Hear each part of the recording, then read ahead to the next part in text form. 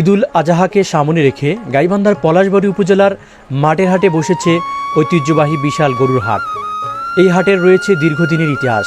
স্থানীয়দের কাছে এটি শুধু একটি বাজার নয়, বরং একটি সামাজিক ও অর্থনৈতিক মিলন মেলা।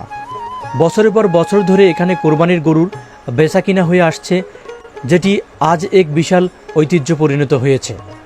দেশের নানা প্রান্ত থেকে আসা বড় ছোট নানা জাতের গরুতে ভরে উঠেছে পুরো মাঠের হাট।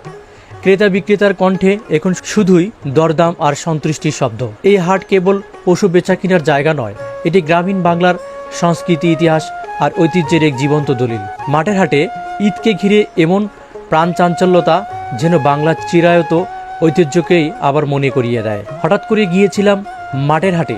আজকে এখানকার চিত্রে যা দেখতে পেলাম, অসংখ্য গরু ছাগল উঠেছে এ হাটে।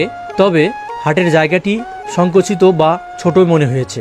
হাটের জায়গাটি বৃদ্ধি করা হলে আরও ফুটে উঠত আমাদের এই ঐতিহ্যবাহী মাঠের হাটটি। মাঠের হাটের এই সুন্দর ভিডিওটি দেখার জন্য অসংখ্য ধন্যবাদ। ভালো লাগলে অবশ্যই লাইক, কমেন্ট এবং শেয়ার করবেন। সুস্থ থাকবেন। দেখা হবে পরবর্তী কোনো ভিডিওতে। আল্লাহ হাফেজ।